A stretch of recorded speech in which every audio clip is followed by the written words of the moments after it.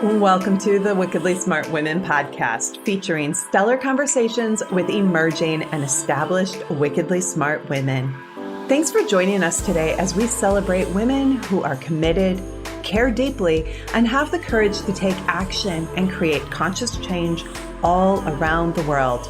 Now here's your wickedly smart host, Anjel B. Hartwell.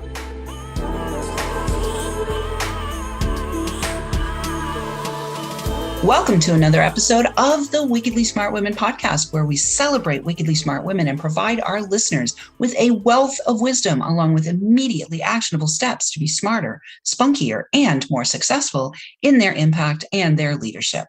This is your host, Anjel B. Hartwell, and today we welcome our special guest, Carina Hatton.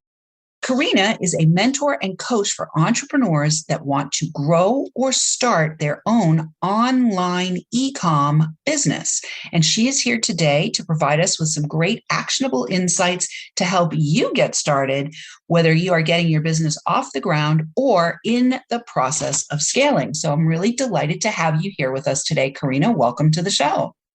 Thanks for having me, Angel. All right. Well, let's talk first, Carina, for some people, they may not know what e-com is. So if you wouldn't mind, why don't we talk a little bit about your journey into the e-com space and help our listeners to understand a little bit more what that means. So e-commerce is basically selling online. It's taking a store, and instead of having the brick and mortar, you're offering your products so that you can sell to anyone in the world. So it's really a great thing. And I got started in 2013 when I actually had several other businesses fail. And I was thinking, you know what, I'm really not wanting to commit myself to paying for a storefront anymore. Like, I wasn't sure if I ever wanted to do that again, honestly, after what I had been through. So I started looking for ways to make money online, right? Back then, I had never heard of a boutique. And so it was really crazy when I started looking for like small businesses that were selling online. I came across some boutiques and I thought, well, what in the world is this? This is like amazing. And so I started researching because I'm an IT background. I thought, well, I can do this. I can do the whole e-com thing. And so I started researching how to get into the boutique world. And so that's how the whole thing started for me, was just not wanting to have the overhead anymore. I had just had a few 7-figure a year businesses fail. And we had very large overhead, multiple thousands a month in rent and fixed costs. And so this was very intriguing to me, just being able to run it from wherever I wanted to. I love it. Okay. So before I get deeper into this part of the conversation, I do have to ask you, did you have like your own little lemonade stand when you were a kiddo or something? Were you always like selling and having products available for sale, something that was part of your childhood? Or is it something that just kind of emerged over time? I love that you asked that, because I did go door to door selling current magazine products when I was 5. So yes, it was stationery and wrapping paper, and boy, that catalog, I don't know if I saw it in the back of a magazine and asked my mom to order me the packet, but it came and it had instructions on what to say when people answered the door. And I was in love. I was in love with sales. Beautiful. I love that. Well, you and I have a lot in common. So I sold 763 boxes of Girl Scout cookies when I was 9, going door to door. And the next nearest girl sold like 28. So we definitely have a lot in common when it comes to door to door sales. And I think that it's almost kind of sad that doesn't happen anymore, because it was, for me, certainly it got my blood going for generating money from my efforts. It was like a direct, you could see the direct result. I sold over 300 and I came in second, I think. The next girl sold like 1,000 something. But yeah, I loved going door to door, like mapping out my strategy and my script and my husband thinks I'm crazy. He has absolutely no interest in sales whatsoever. All right. Well, so then let's also talk about the sticks and bricks situation, because so many people, I was one of them, when they, let's say, quit the corner office or they leave behind the job and decide to get into entrepreneurship, for most people, I mean, now it's a little bit different because the online world has become more robust. But for most people, they still first think of a sticks and bricks business. And I actually had my own art gallery and healing arts center for a few years, and I understand the overhead thing. So I'd love to have you talk a little bit about that part of your journey, sticks and bricks part of your journey, because I think it's illustrative and it will help others to think maybe, oh, maybe I actually don't want to do this. Maybe I actually want to go directly to the online space. So could you talk a little bit about, like, what did you have? Did you have were you selling products, or like what kind of boutique or store or sticks and bricks did you have? And what happened to cause it to fail? Oh my gosh. So, well, I bought a donut shop when I was 26, which I still have. Gosh, I've had it 20 years now, almost. So that I'm in love with because it's fast paced. We have one product. It's profitable. Once I got that going, I got very ambitious, and my husband and I started purchasing businesses that were already running.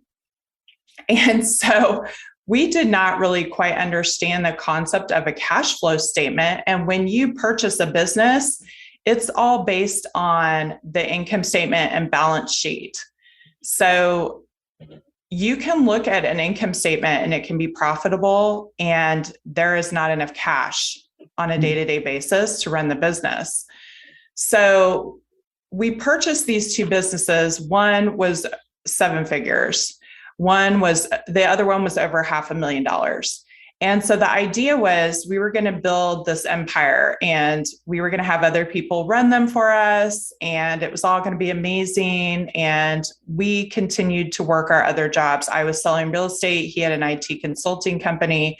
So we had a lot going on. And that was the first issue is we did not give our full attention to anything because we were spread so thin.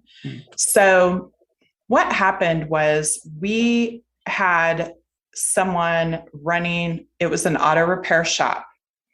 And we got a call from our biggest vendor one day, and they said, gosh, you must be doing some amazing sales because you have already ordered $80,000 worth of tires from us this month. And kind of that's like above what you normally order. So we thought we would call and make sure everything's okay. And I was like, what do you mean? So we started digging into the records, and it turns out that our manager, who was so amazing, was buying tires and selling them out the back door and keeping the cash. So nonetheless, we ended up making a deal with the vendor. And because at that point we owed 6 figures to that vendor for, 1 month, and we had no product to sell to get the money. Mm-hmm. So we ended up paying for part of that out of our pocket, and they closed our account. So we lost our terms with our biggest vendor. And that was the first stage of the downfall. Mm. And this business was doing, over 100,000 a month in sales. So trying to run that using the cash on hand was extremely hard. And so it just eventually, it all came crashing down. We had debt service because we purchased the business.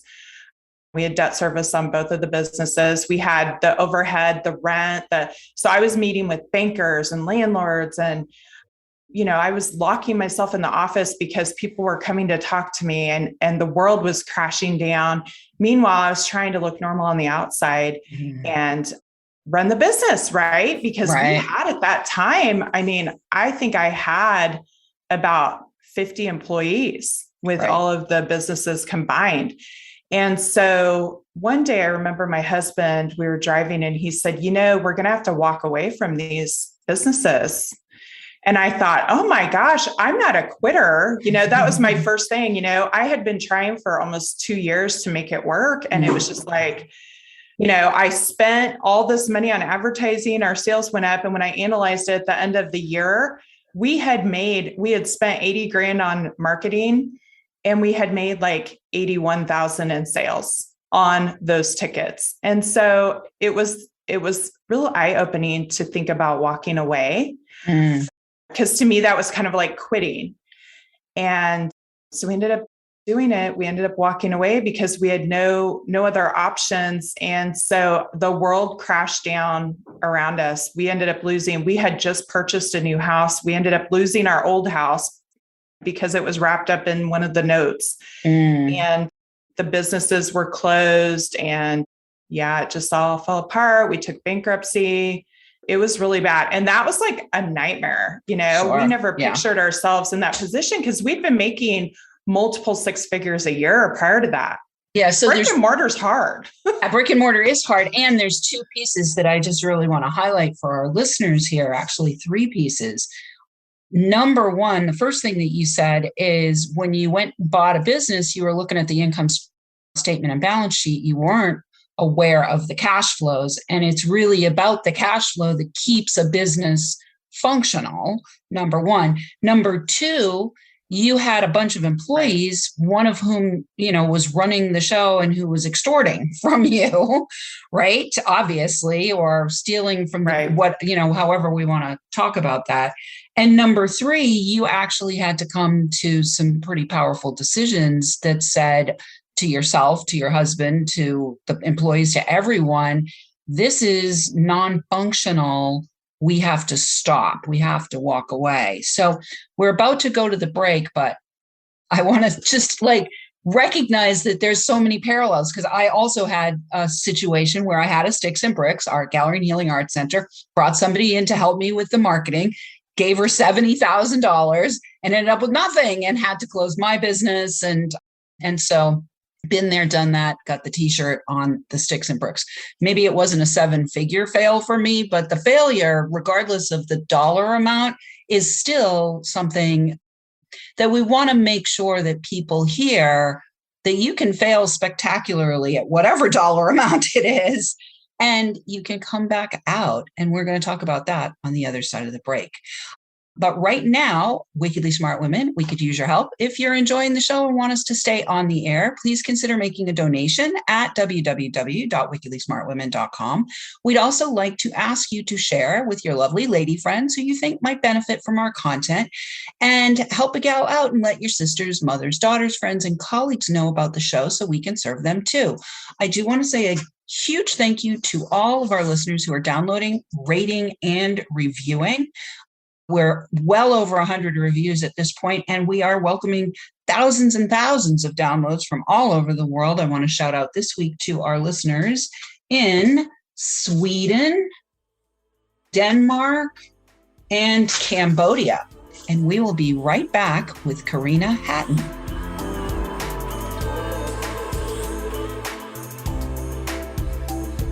The Wickedly Smart Women podcast is brought to you by the Wealthy Life Mentor. Women, are you on the edge knowing that life is calling you to make a change? Are you ready to be part of the evolution of what it means to be a wickedly smart woman, creating your wealthy life by design? A life that is an extraordinary work of art. Anjel B. Hartwell, the Wealthy Life Mentor, is hired by women in transition. Women just like you who want to break through to their brilliance, become clear on the value of their wisdom, and embody a beauty-filled, balanced life of shameless self-expression. Discover your wealthy life readiness by taking the quiz at quiz.wealthylifementor.com.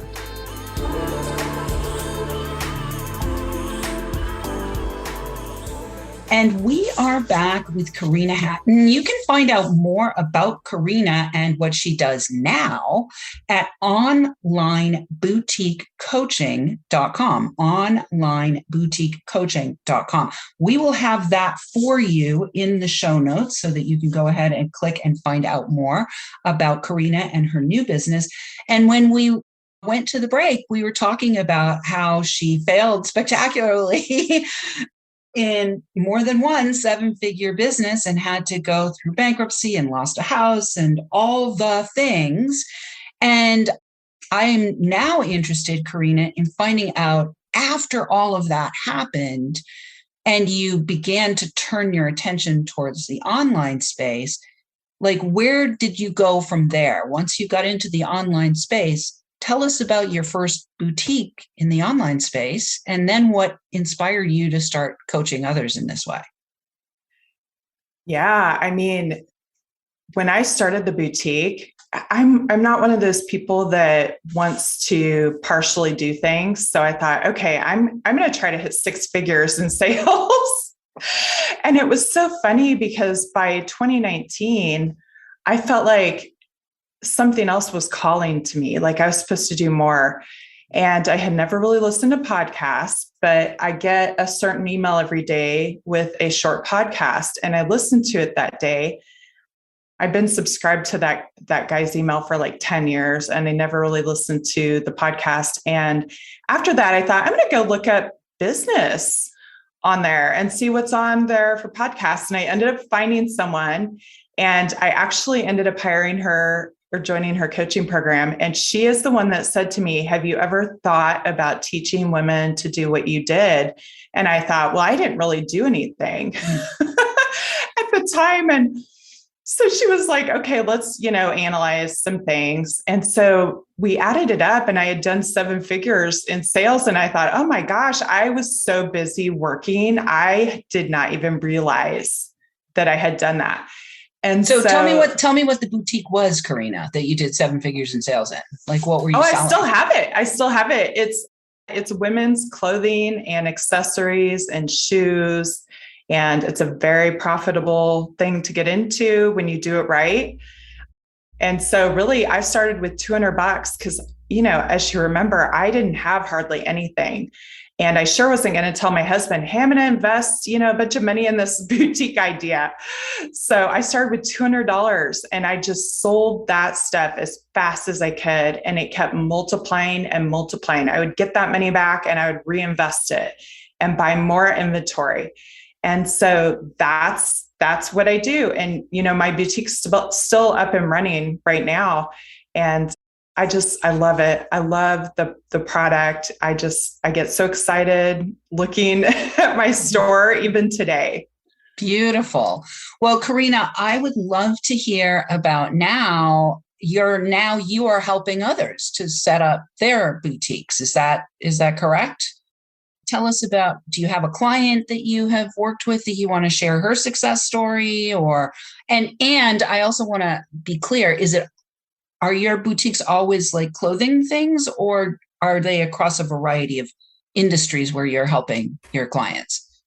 Yeah. So I'm working just with women now, and it's everything. We've got ladies selling all kinds of things. If it's a product-based business, then my program works for that. So we have, children's boutiques. We have ladies who make things who are in the program, T-shirts and tumblers. But the coolest thing, I have a few stories, but a couple of the bigger stories is there was a lady that I took on as a private client in 2019, and she did $200,000 in sales last year.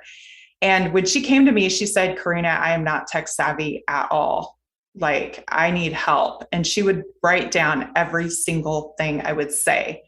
And she did 200 grand last year in sales. So that was just amazing. And the goal is with my coaching program is to get them to 5 figures a month in sales. So that would be anywhere from 10,000 to 99,999. And I've got several ladies that are on their way to doing that. And it's just been fascinating. There's just an awesome community in the program, and we all, gosh, they're my people. They love what I love. We love to sell. We love to see nice product. We love to market. And it's fun to have those kindred spirits, to hang out with every day. So beautiful. Well, congratulations to you and to all your coaching clients. You ladies are just making money hand over fist over there. All right. So I want to go back a little bit, Carina, to What did you need to do psychologically, spiritually, mindset wise, internally to kind of get over the failure piece and be willing to get on the court again? Gosh, looking back, that was one of the lowest points of my life. And I remember telling my husband, I'm surprised that we're still married, because he was my partner in all of it. And, we were business partners, and it was extremely hard, very, very, very low feelings. And I literally started just immersing myself in positive thoughts, reading. I would spend days listening to podcasts like this one. Yeah, like with stories that would make me feel inspired. And it still took me, gosh, I'm trying to think of the time period. It probably took me a good 2 years before I felt like I was worthy of success again. Because if you even search my name, like to this day, you'll see that someone put a negative review about me on Amazon for a product that is not even mine. But if you search my name, it pops up. Mm-hmm. And so every time that I look up my name, I'm reminded of that time period. Mm. And so I still have those moments where I think, wow, like you said earlier, spectacular failure. That was it. Like if I was going to picture when I was younger, like the lowest I could possibly go in my life, that was one of the things, because business has been inside me since I can remember. I mean, it's like in my heart. And the fact that I failed at it was really, really hard. And so it was mental. It was, and it was surrounding myself.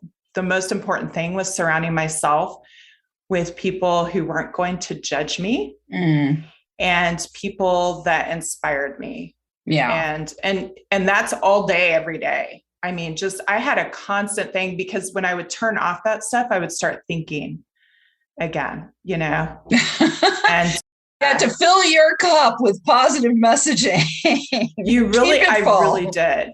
I really did. And, on top of that, the downfall of a business can follow you for years. And it's still there. There are still things.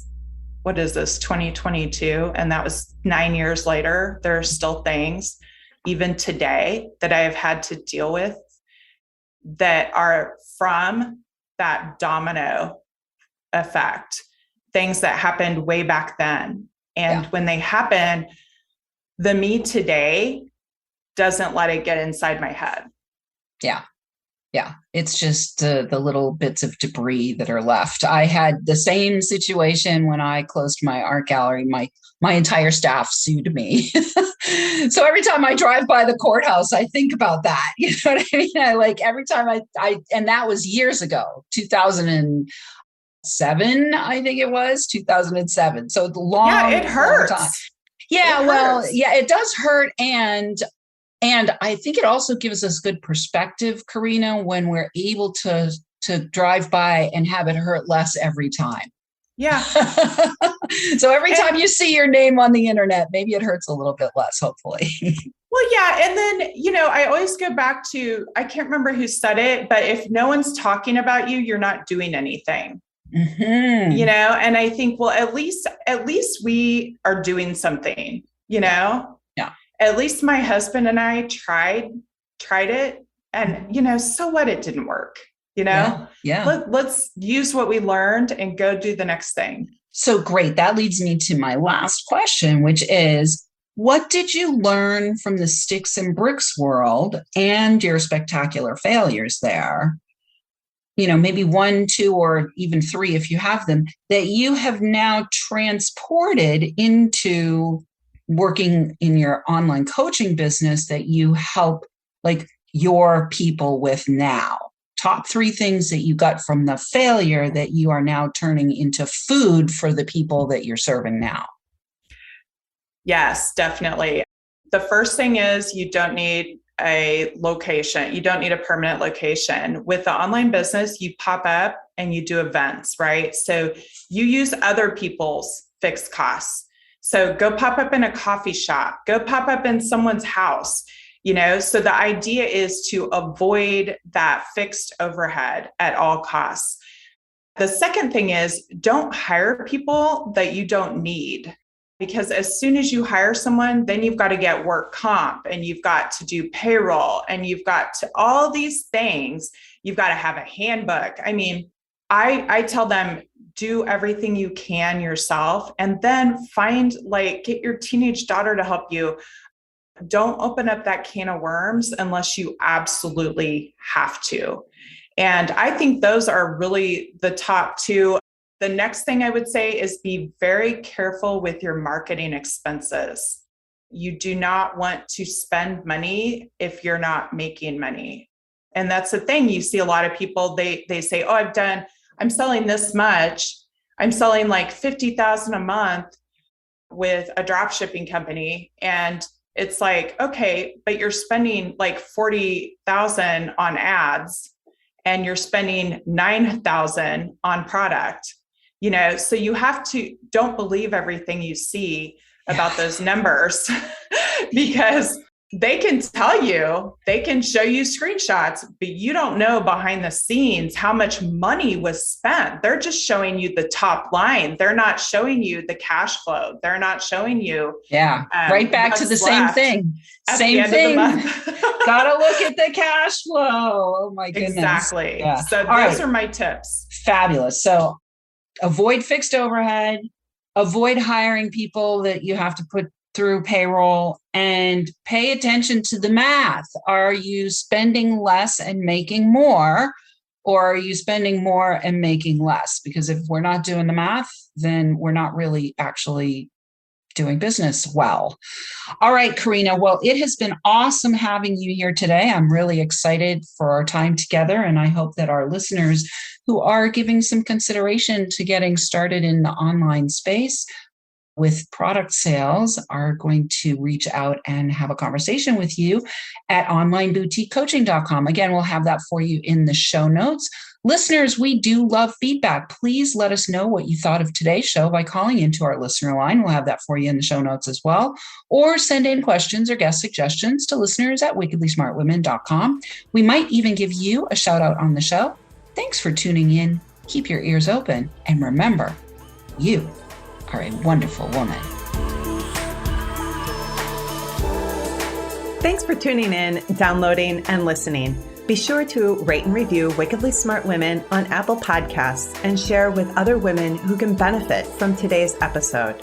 Wickedly Smart Women is the premier podcast series for informing, activating, and inspiring the leader who carries profound wisdom and knows that now is the time to welcome wealth. We welcome your feedback and guest suggestions and invite you to subscribe to our mailing list to be notified of each new episode at wickedlysmartwomen.com.